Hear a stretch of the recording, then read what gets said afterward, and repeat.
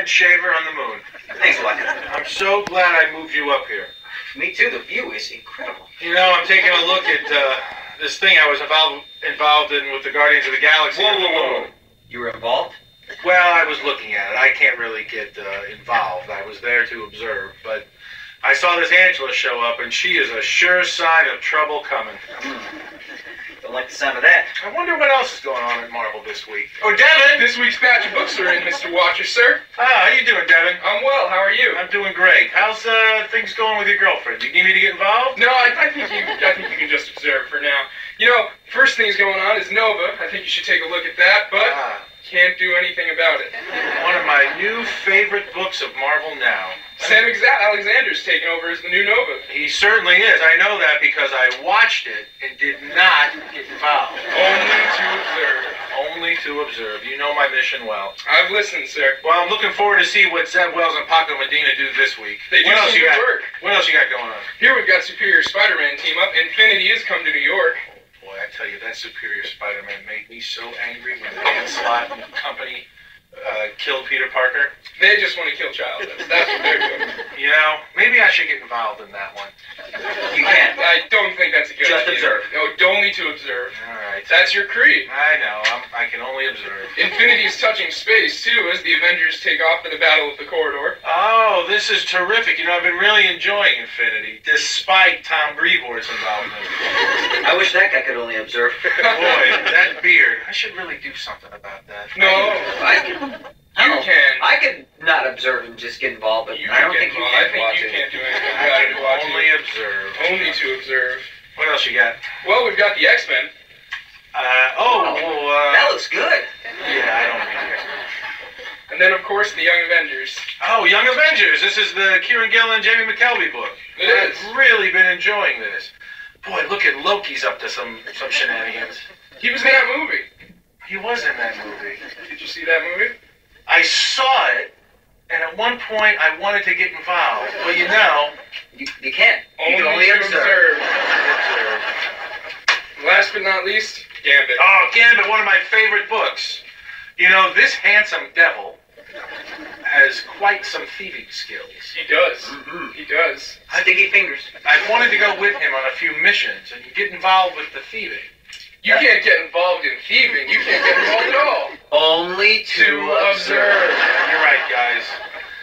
All right, well, it looks like another fun week of Marvel Comics. I guess I'll go look at them. Want to get involved? I think we should get involved. You two could. We could. Involvement.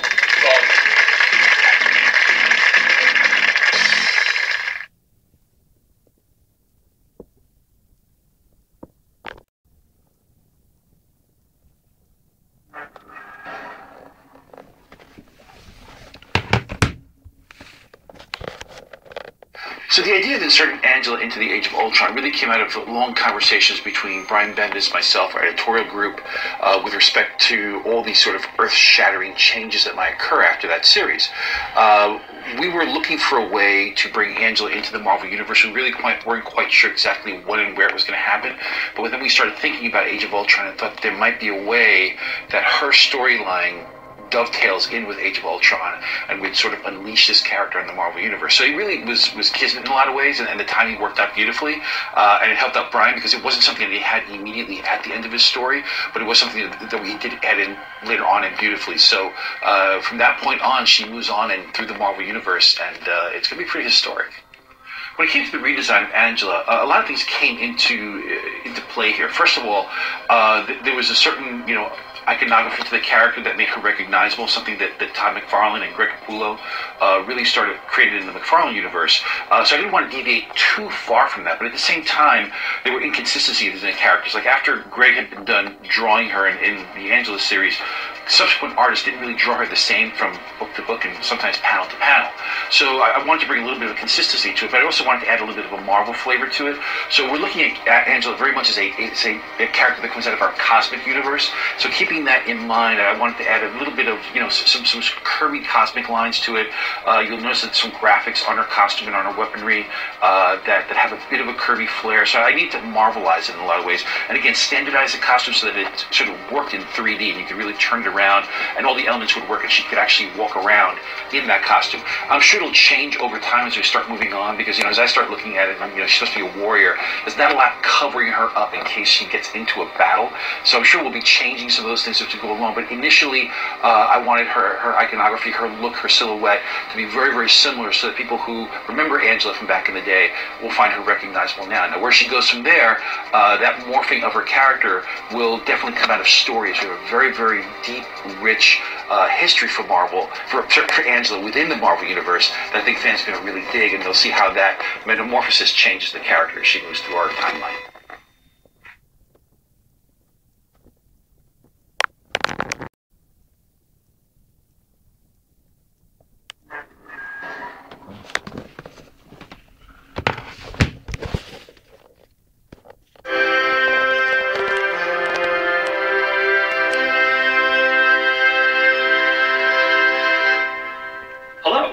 I'm Daniel Ketchum, a proud graduate of the Builders School for Underling Management, and I'm here to give you a taste of what you'll experience during your tenure at BSUM.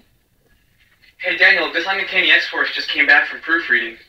Well, it would have been nice to get that back 3 days ago. But the lettering just came in today. You need to Daniel Ketchum that mess. But what does that even mean? Daniel, I have a question for you. Jordan, I have an answer for you. No. But you didn't even hear what I said no. As in, no, your place. Fine, no cupcakes for you then.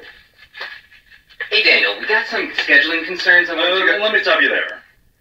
Underlings don't have concerns.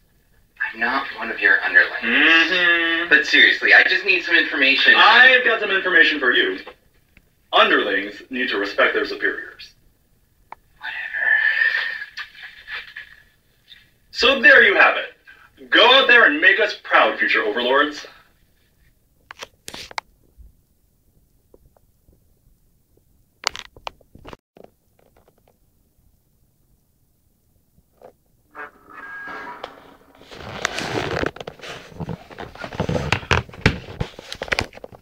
Hi everybody, Guardians of the Galaxy editor Stephen Wacker here, to bring you a new experience in comic book storytelling. What I'm calling music with comics. So starting here in this panel with Angela kicking Gamora in the face, we're going to bring you the soundtrack.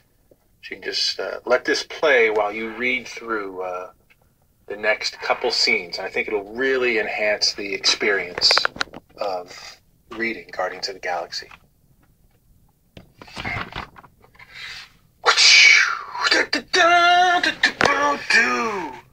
Crashing on the moon, look up, and there's a woman with a sword.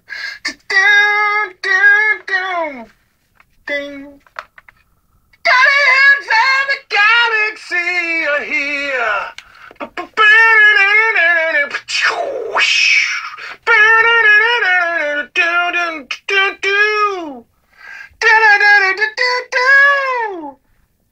Ding.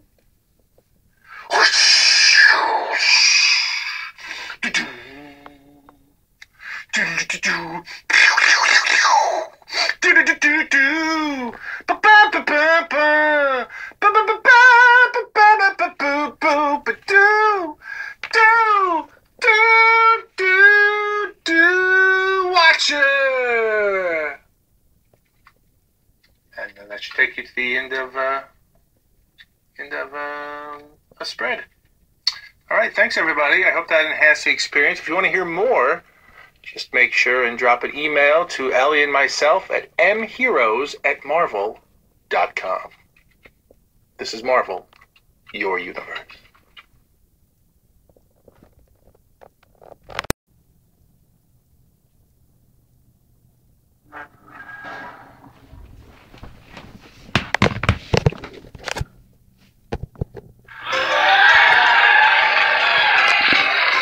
Now we turn to the judges to see what they think about Deadpool's food.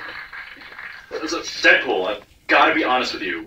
That food tasted like cold, like roadkill dipped in tartar sauce. I don't even think we have tartar sauce back in that kitchen. I don't know what you did there. I don't know, Daniel. I disagree with you. I mean, honestly, I found the flavors to be pretty complex. There were a lot of layers to them. You did get that taste of roadkill, but there was also that little bit of relishy, tartar saucy sort of innards, sort of an offal taste. I really thought it was very complex. I mean, that said, it was quite disgusting. I don't know what you guys were talking about. I think it tastes great. Thumbs up. Sorry, I'm gonna have to give that a 2 out of 10. And I'm going to have to go 1 out of 10. I say 10 out of 10. It was awesome. Thanks, judges. Well, Deadpool, that's a score of 13. The lowest score ever. But thanks for trying.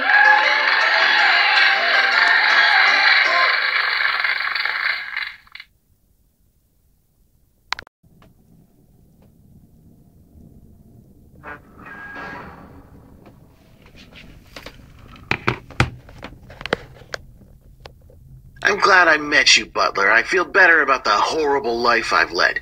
I'm going to kill you and leave now. If you do that, you'll never see your family again. If I had a family, they gave up on me when I went into the Weapon Plus program. I don't feel well. I think not your old family. The new one you began by impregnating Carmelita Camacho. What you talking about, Butler? Let's go again. I don't feel well. I think not your old family. The new one you began by impregnating Carmelita Camacho. I'm sorry. Are you trying to imply that I just thought it would be funny if I did a voice. I was just trying to do a voice. Let's go again. Not your old family. The new one you began by impregnating Carmelita Camacho. What? No. By impregnating Carmelita Camacho. Can I get a what? Okay, I'm all right. By impregnating Carmelita Camacho. I cannot believe that what you are saying might be possible. Oh, all right, yeah. Can you just do one straight? All right, you want me to do one straight? Yes. By impregnating Carmelita Camacho. What did you say? Thank you. That's rap. Wait, you counted that one as serious?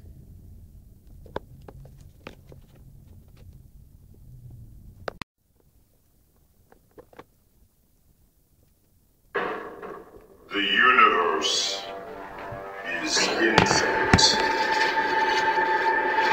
The sheer variety of life never ceases to amaze me.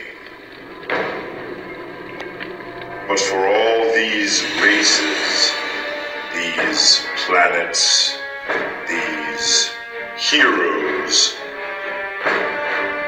there is one constant. Death. It comes for all things. Armies, kings, planets, children, even the universe itself. It is our mistress. And when the time comes, she will come for you.